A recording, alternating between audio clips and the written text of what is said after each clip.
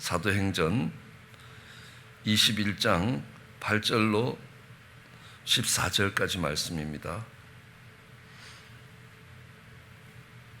이튿날 떠나 가이사라에 이르러 7 집사 중 하나인 전도자 빌립의 집에 들어가서 유하니라. 여러 날 있더니 한 선지자 아가보라 하는 이가 유대로부터 내려와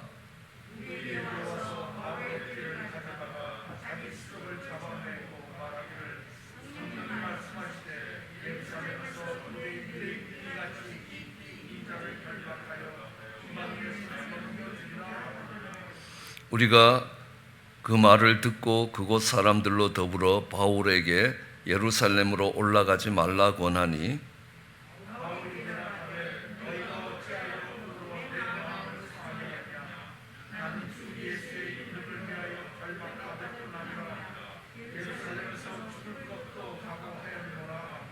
함께 봉독하시겠습니다. 저가 권함을 받지 아니하므로 우리가 주 뜻대로 이루어지리이다 하고 그쳤노라. 아멘. 우리는 말씀에 대해서 살펴보고 있습니다. 말씀은 영적 전쟁에서 우리를 승리하게 만들어 줄 수 있습니다. 말씀이 주는 그 권세가 또 기도가 주는 권능이 합쳐질 때 우리는 영적 전쟁에서 승리한다는 것들을 볼 수 있습니다. 말씀으로 귀신을 쫓고 말씀으로 병을 고치시면서 그 말씀을 통해 지혜를 주시고 그 지혜로 우리는 넉넉히 그 전쟁에 승리할 수 있게 되게 될 것입니다. 그리고 그 말씀은 약속의 말씀이었습니다. 그 약속의 말씀을 믿음으로 받아들이면 그것이 우리에게 생명이 된다는 것들을 알 수 있습니다. 그러니까 마귀의 말을 받아들이면 유혹이 되고 그것이 이 멸망으로 이 사망으로 우리를 이끌어 간다면 하나님의 말씀을 믿음으로 받으면 생명으로 이끌어 가는 겁니다. 그 하나님의 말씀이 진리이고 그 마귀의 말이 거짓이 된다는 것입니다. 그러기에 그 거짓에 따라가는 것을 우리는 유혹이라고 이야기합니다. 우리는 그렇게 이야기할 때 말씀이라는 것이 뭔가 성경이 기록된 말씀이라면 우리에게 들려오는 하나님의 말씀이 있고 태초에 말씀이 계셨다는 겁니다. 그 말씀이 하나님과 함께 계셨고 그 말씀이 곧 하나님이라는 겁니다. 예수 그리스도를 말씀이 육신이 되었다라고 표현할 수 있는 이유도 거기에 있습니다. 우리는 그 말씀을 어떻게 대해야 되는가, 이 말씀이 하나님 말씀인가 잘 분별해야 되고 또 그 말씀에 우리가 따라가야 된다는 것입니다. 그 말씀을 대하는 자세들에 대해서 배웠습니다.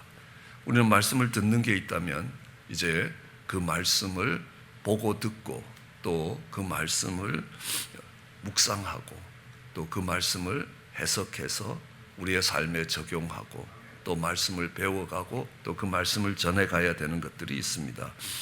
우리는 어떻게 묵상해 가느냐라는 것, 제일 먼저 말씀을 잘 관찰해야 된다라는 것입니다. 이 관찰을 통해서 우리는 어떤 팩트, 사실들을 발견할 수 있게 되는 것입니다. 그러나 우리는 그 발견한 것들을 잘 해석해야 된다는 것들을 오늘 배우고자 합니다. 어느 과학자가 실험을 했습니다. 벼룩의 다리를 하나를 제거하고 뛰어 하니까 벼룩이 뛰었습니다. 그다음 또 다리를 하나 더 제거했습니다. 뛰어 하니까 또 뛰었습니다. 그래서 다리를 다 제거했습니다. 그리고 뛰어 하니까 이 벼룩이 안 뛰더라는 겁니다. 그러자 이 과학자는 이렇게 해석을 했습니다. 이 벼룩은 다리를 다 제거하면 청각을 상실한다. 듣는 것을 상실한다는 겁니다. 지금 다리가 없기 때문에 뛰지를 못한다는 겁니다. 근데 그 전까지는 뛰어 했더니만 뛰었는데 지금은 뛰어 해도 안 뛴다는 겁니다. 이걸 어떻게 해석할 것인가? 다리가 없기 때문에 뛸 수단이 없는 걸로 해석할 것인가? 아니면 청각을 상실해서 듣지를 못하는 것이냐는 겁니다. 굉장히 바보스러운 결론인 것처럼 보이지만 우리가 하나님의 말씀을 대할 때 얼마나 임의적으로 또 자의적으로 해석을 하는지, 주어진 상황을 자기가 편리한 대로 해석하기가 쉽다는 것입니다. 얼마 전 주일 설교에서도 배웠지만 다윗이 그일라에 내려가고자 했습니다. 왜냐하면 블레셋이 쳐들어와서 그일라 사람들이 한 해 동안 농사 지은 것을 다 빼앗아 갔기 때문입니다. 그일라를 돕기 위해서 내려가려고 생각하면서 하나님께 물었습니다.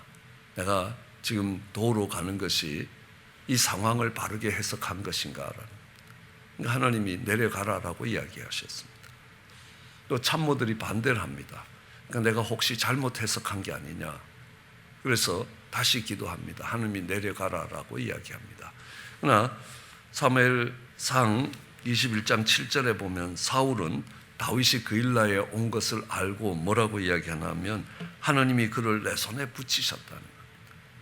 그냥 다윗이 그일라에 왔습니다. 그일라 사람들이 브레셋에게 한 해 동안 농사진 것을 다 빼앗기니까 그를 돕기 위해서 그일라에 왔는데 사울은 다윗이 그일라에 왔다는 소식을 듣자마자 뭐라고 이야기합니까?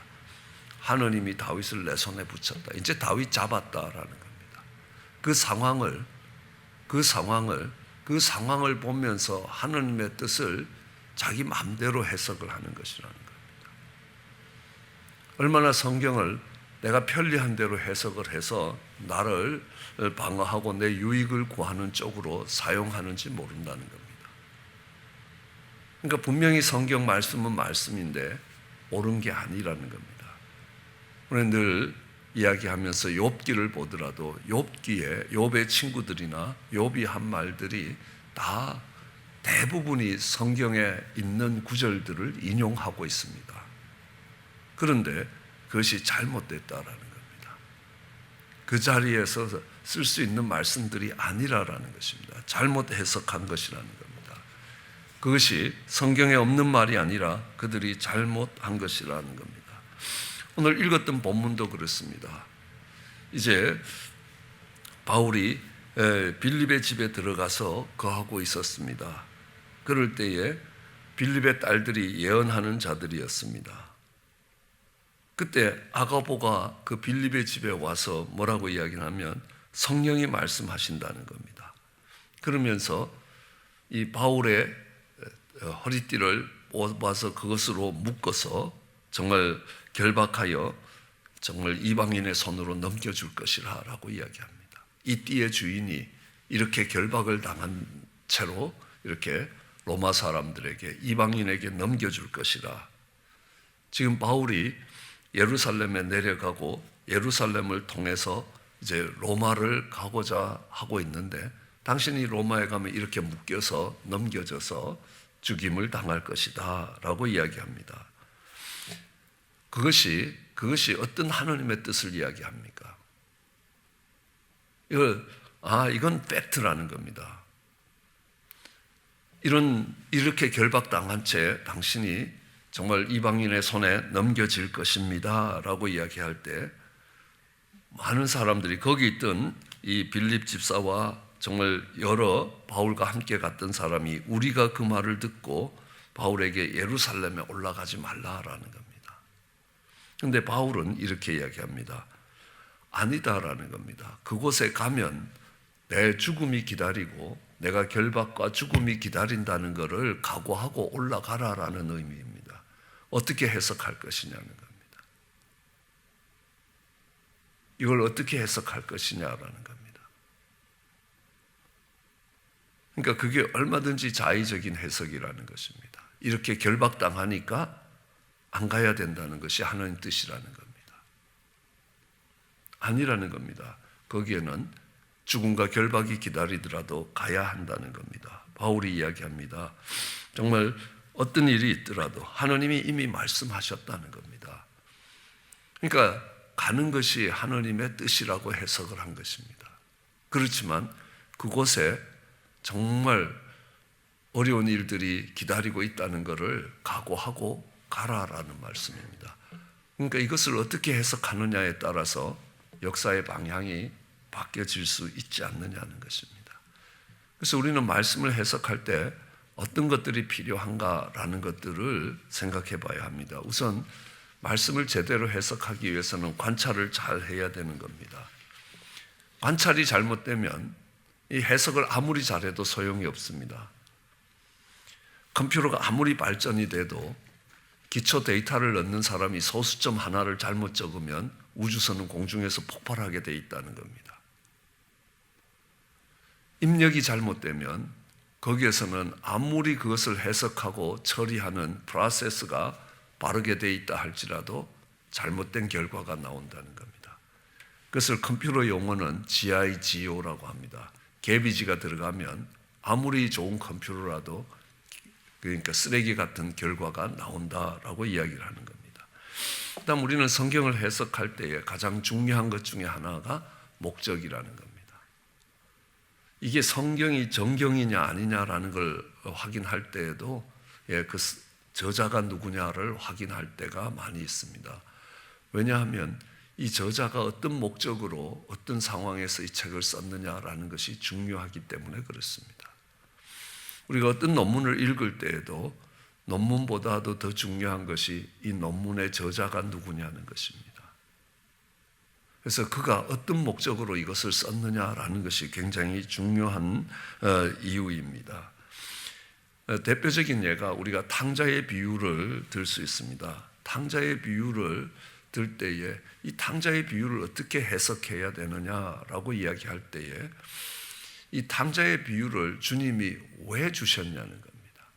누구에게 주셨냐는 겁니다. 오늘 이 누가복음 15장 앞부분에 보면 예수님이 바리새인들을 위해서, 바리새인들과 서기관들을 위해서 이 세 가지 비유를 주시는 겁니다. 세리들이 모였습니다. 그럴 때 바리새인과 서기관들에게 이 말씀을 들려주시는 겁니다. 그러면 말씀을 들려주시는 이유가 뭐겠습니까? 세 가지 비유를 합니다. 잃어버린 양의 비유, 잃어버린 동전의 비유, 그리고 잃어버린 아들의 비유. 이 세 비유를 주님이 연이어 설명하실 때에 이 비유를 들어야 될 사람들이 누구입니까? 바리새인과 서기관들이라는 겁니다. 쉽게 얘기하면 자기가 잘 믿는다고 생각하는데 실제로는 전혀 믿음도 아니고 신앙도 아닌 그들이라는 겁니다. 그들에게 나타나는 현상은 뭡니까? 잃어버린 자에 대한 안타까움이 없다는 겁니다. 다르게 얘기하면 아버지의 마음을 읽을 줄 모르는 사람들이라는 겁니다. 그러므로 이 탕자의 비유를 해석할 때에 탕자의 비유가 어디에 초점이 맞춰져 있느냐는 겁니다. 아버지의 모든 재산을 탕진하고 멀리 갔다가 정말 뉘우치고 돌아온 아들이 아니라는 겁니다. 돌아오는 아들에 대해서, 잃어버린 아들에 대해서 안타까움이 없는 바리새인과 서기관 같은 집안에 남아있던 그 아들이 이 비유의 가장 중심에 있다는 것들을 알 수 있습니다. 왜냐하면 그 비유가 바리새인과 서기관들을 깨우치기 위해서 주님이 주신 비유라는 겁니다. 이 비유의 목적이 무엇이냐라는 겁니다. 우리가 정말 어떤 자리에 있을지라도, 그러니까 아버지에게 잘못돼서 멀리 간 자리에서라도 울며 불며 회개하며 돌아와야 된다라는 것들을 말씀하시기 위해서 이 비유를 주신 건 아니라라는 것들을 알아야 하는 겁니다. 그러면 그 비유는 정말 제자들에게 주셔야 될 거 아닙니까? 그런데 이거는 바리새인과 서기관에게 주어진 것입니다. 그리고 우리는 성경을 해석할 때에 늘 기준이 된 것이 이것이 예수 그리스도와 그의 사역의 어느 부분을 설명하고 있느냐는 겁니다. 구약 성경도 마찬가지라는 겁니다. 우리는 요셉의 삶을 보더라도요, 요셉은 아버지의 사랑받는 아들이었습니다. 그리고 종으로 팔려갔습니다. 그리고 죄 없이 죄인이 되었습니다. 그리고 온 땅을 통치하는 통치자가 되었습니다. 예수님은 하나님의 사랑받는 독생자로 이 땅에 종의 형체를 띠고 오셔서 죄 없이 십자가에서 죽으시고 부활하심으로 온 땅을 다스리는 통치자가 되신다는 겁니다. 그것은 요셉의 온 삶이 예수 그리스도에 맞춰져서 해석이 된다는 것입니다. 모든 성경이 그렇게 되어 있다라고 이야기합니다. 그러므로 우리는 그 성경을 해석하는 기준이 예수 그리스도가 되어야 된다라는 것들을 알 수 있습니다. 그리고 이 성경을 해석하기 위해서 우리가 필요한 것이 성령의 감동하심이라는 겁니다. 이 성령의 감동하심이 있어야 하나님의 깊은 뜻이 깨달아진다는 겁니다. 그리고 종교개혁을 이끌어갔던 많은 믿음의 선진들은 이렇게 합니다. 성경은 성경으로 해석해야 된다는 겁니다. 왜냐하면 성경에는 짝이 없는 게 없다라고 하나님이 말씀하셨습니다. 그래서 이것을 해석할 때 반드시 다른 곳에 똑같은 부분들이 확인된다는 겁니다. 더블 컨퍼메이션이라고 이야기합니다. 그러므로 이 성경의 이런 뜻들은 다른 곳에서 설명되는 다른 것들과 일치하게 되어 있다는 겁니다. 그리고 오직 은혜의 관점에서 이것들이 해석되어야 된다는 겁니다. 아까 말씀하듯이 다른 사람을 정죄하든지 내 이익을 위해서 이것을 갖다 붙이는 게 아니라는 겁니다. 내가 얼마나 부족하고 허물진 인생인지, 그런데 하나님이 그 인생에게 베푸시는 하나님의 긍휼과 자비하심이, 그 하나님의 사랑이 얼마나 큰 것인가, 그것이 우리는 은혜라는 걸 알고 있습니다. 그 성경을 해석하는 것은 언제나 은혜의 기준에서 해석해야 된다는 것입니다. 그러므로 우리는 어떤 하나님이 내 이웃을 내 몸처럼 사랑하라, 서로 사랑하라 라고 이야기할 때 이것을 어떻게 해석해 가야 하느냐입니다. 사랑해야 되는 지극히 크신 명령으로 볼 거냐, 아니면 우리는 죽었다 깨나도 사랑하지 못할 죄인이라는 걸 깨닫게 하기 위해서 주시는 목적이냐는 겁니다. 후자라는 겁니다. 하나님 이것을 주신 이유는 우리가 어떤 은혜를 받고 있다라는 것들을 깨닫게 하시기 위해서 주시는 것이라는 겁니다. 그것들을 내가 두 주먹을 콱 쥐고 이대로 살아봐야 되겠다라고 이야기할 때 그는 결국 바리새인과 서기관이 되어버린다는 사실을 알 수 있습니다. 그리고 오직 믿음의 관점에서 이 말씀이 영이기 때문에 그 영적인 세계를 볼 수 있는 안경은 믿음의 안경이라는 겁니다. 믿음의 눈으로 볼 때 그것을 알 수 있습니다. 또 이 성경을 해석하면서 우리가 알아야 하는 것이 개념입니다. 저는 신학교를 다니고 하면서 이 개념 정리가 안 돼 있는 성도님들을 많이 만날 수 있고 또 신학교 학생들을 만나게 되는 겁니다. 믿음이 뭐냐라고 물었을 때 대답할 수 있는 사람이 많지 않았습니다. 믿음이 없다는 이야기가 아닙니다. 믿음의 개념이 없다는 겁니다. 이렇게 이야기합니다. 믿음이 있다 없다, 믿음이 크다 작다, 믿음이 좋다 나쁘다, 믿음이 강하다 약하다, 이 8개의 카테고리가 구별이 되느냐는 겁니다. 그것이 구별이 안 되면 당신은 믿음이 없는 게 아니라 믿음의 개념이 없습니다. 믿음의 개념이 없으면 믿음을 설명할 수 있는 능력도 없다는 겁니다. 말씀을 전할 수 있는 능력도 없다는 겁니다. 말씀을 바르게 해석할 수 있는 능력도 매우 약해진다는 사실입니다. 우리는 죄가 뭐냐라고 이야기했을 때도 답이 쉽지 않습니다. 죄는 불법이라는 겁니다. 법을 어긴 것이라는 겁니다. 그런데 한참 뒤에 가면 죄는 불이라는 것입니다.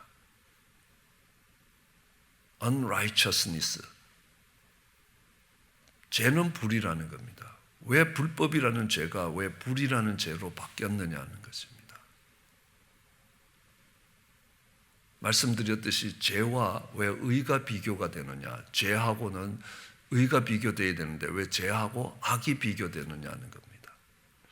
악은 선과 비교되어야 되는데 잠언서를 보시면 전부, 그러니까 의는 이렇게 하고 악인은 이렇게 하고 이 의와 악을 비교하고 있습니다. 100군데도 넘습니다.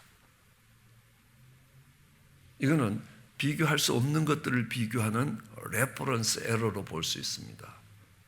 그런데 죄의 개념이 발전되는 것들을 통하여 이래서 의와 악이 비교가 되는 것이구나라는 겁니다. 죄는 법을 어기는 겁니다. 그런데 의인은 없나니 한 명도 없다는 겁니다. 그럴 때 하나님은 복음에 새로운 의를 두셨습니다. 누구든지 예수 그리스도께로 나오면 예수님이 그들을 주의 보혈로 덮으시고 그들의 죄를 씻어주실 것이랍니다. 그러면 그들은 죄에서 벗어난 의인이 된다는 겁니다. 이제 죄의 문제는 그 말씀을 믿고 나오느냐 안 나오느냐의 문제입니다. 그것은 바로 악과 연결되어 있기 때문에 이제는 이 복음에 나타난 의는 악과 연결되어 있다라는 것들을 알 수 있습니다. 먼저 그 나라와 그 의를 구하라. 무엇이 나라고 무엇이 의냐는 겁니다.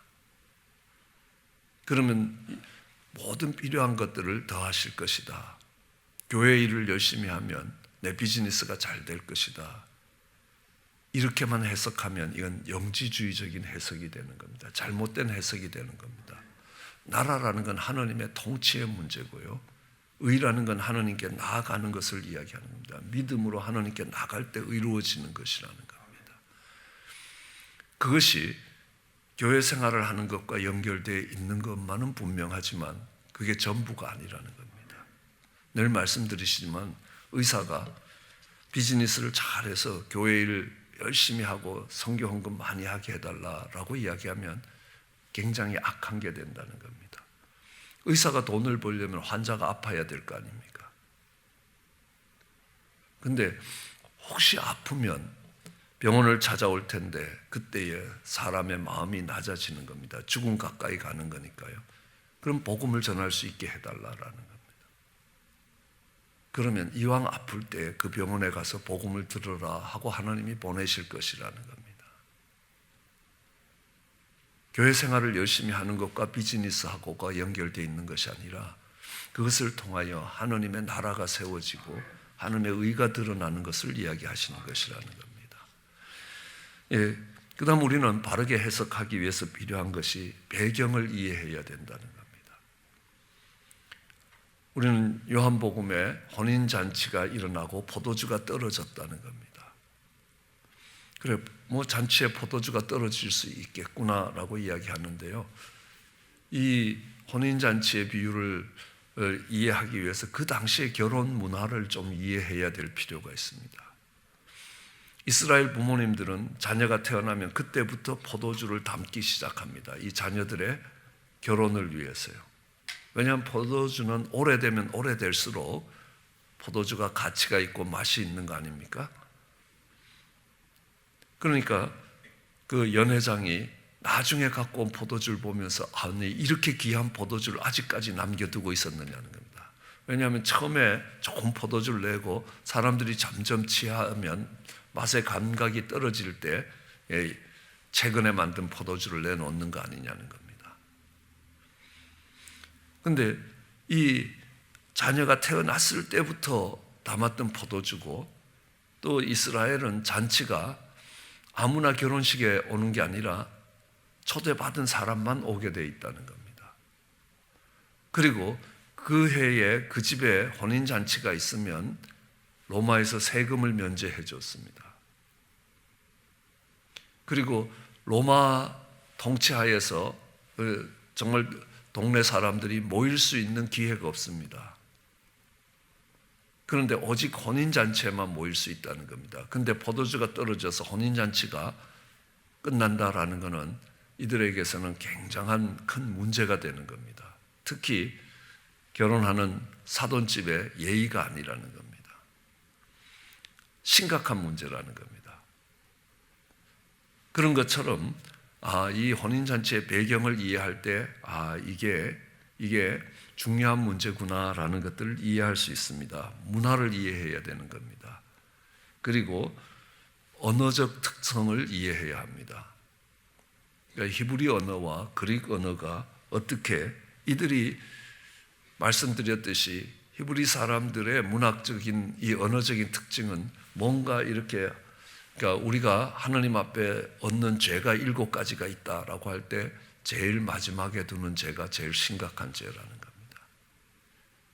그들의 언어적인 구성이라고 이야기합니다. 어쩌면 문학적인 특징이 될 수도 있다는 겁니다. 우리가 어떤 걸 해석할 때에 우리는 시편을 해석할 때와 역사서를 해석할 때가 다른 눈으로 봐야 된다는 겁니다. 시의 관점에서 봐야 되고, 이거는 역사의 흐름의 관점에서 봐야 되고, 또는 지혜서와 역사서와 또 모세오경을 경을 읽을 때 이 법에 대한 기준을 따질 때 하고 이 문학적인 특징에 따라서 보는 눈이 조금씩 달라야 된다는 겁니다. 그래야 바른 해석이 나온다라는 것들을 알 수 있습니다.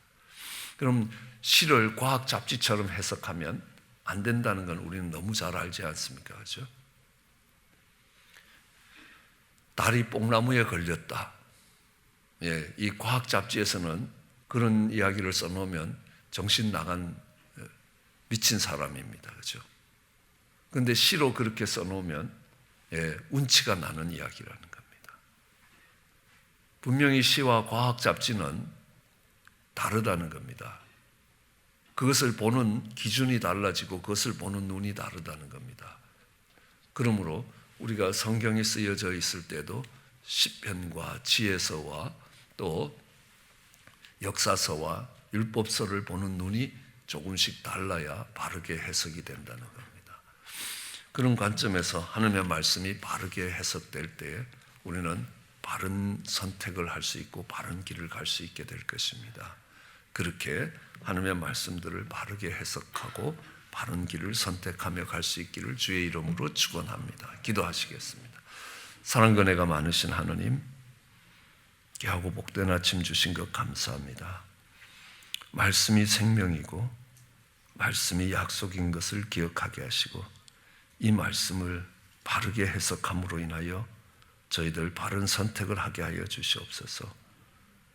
하나님, 사울이 다윗을 잡기 위해서 해석했던 그 상황과 바울이 로마로 가야 되는 그 상황을 해석하는 모습 속에서 우리가 하나님의 말씀을 어떻게 해석해야 되는지를 배워갈 수 있게 하여 주시기 간절히 소원합니다. 그리하여 그 말씀의 말씀됨이, 말씀의 능력 아름답게 드러날 수 있게 축복하시옵소서. 감사합니다. 예수님 이름으로 기도드렸습니다.